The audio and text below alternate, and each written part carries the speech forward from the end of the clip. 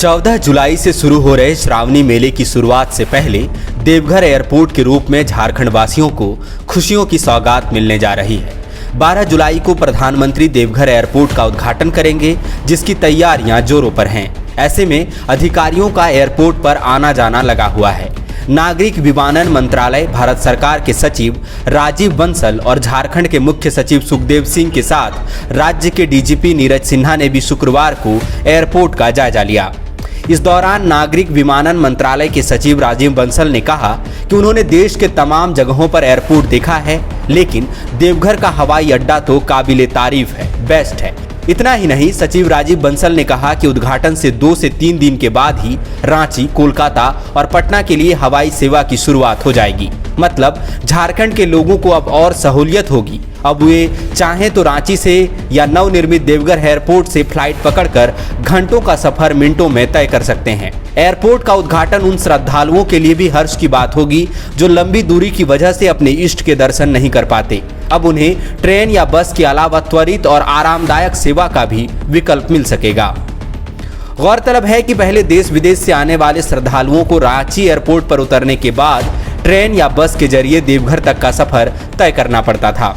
Train से जहां ज़्यादा समय लगने की समस्या बनी रहती है, वहीं बस की यात्रा काफ़ी तकलीफदेह रहती है। दरअसल श्रद्धालुओं को रांची से देवघर तक की सैकड़ों किलोमीटर तक की दूरी कई घंटे के लगातार सफर तय करके करनी पड़ती है। मुख्य मार्ग में पड़े बड़े बड़े खड्डे इस तकलीफ को और बढ़ा देते हैं। चूंकि मानसून का समय है, इसलिए लगातार बारिश हो रही है। कई बार यात्रियों को मार्ग अवरुद्ध होने जैसी समस्या से भी दो चार होना पड़ता है।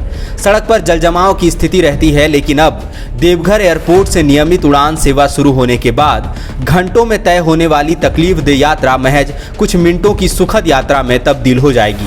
पूरे संताल परगना को इस श्रावणी मेले में एयरपोर्ट की सौगात मिलने वाली है। ये न केवल देवघर बल्कि पूरे संताल परगना और झारखंड के लिए गर्व की बात है। उद्घाटन के पूर्व मिली जानकारी के मुताबिक 12 जुलाई को उद्घाटन के 2 दिन बाद उड़ान सेवा की शुरुआत कोलकाता, पटना और रांची के लिए की जाएगी। इसके बाद दूसरे चरण में 25 जुलाई से देवघर से राजधानी दिल्ली के लिए सीधी उड़ान सेवा की शुरुआत की जाएगी। देवघर एयरपोर्ट के शुरू होने और देश के बड़े शहरों से कनेक्ट होने का सीधा लाभ संताल परगना के लोगों को मिलेगा। साथ ही बिहार के भागलपुर, बांका और जमुई जिले के लोग भी बेहद कम समय में देवघर एयरपोर्ट पहुंचकर विमान सेवा का लाभ उठा पाएंगे। देवघर एयरपोर्ट को अपग्रेड कर 4C लाइसेंस दिया गया है। इसके बाद 467 एकड़ में फैले इस एयरपोर्ट से अब भारी वाणिज्यिक विमानों का भी परिचालन संभव हो सकेगा। इतना ही नहीं, झारखंड हाईकोर्ट ने भी 3 महीने के भीतर देवघर एयरपोर्ट पर लाइट लैंडिंग की सुविधा उपलब्ध करने को लेकर निर्देश जारी कर दिया है।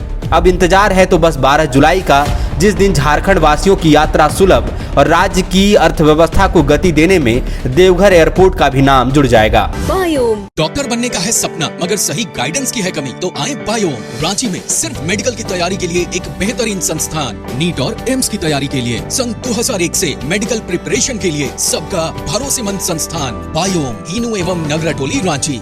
thefollowup.in. Like, share and subscribe. www.thefollowup.in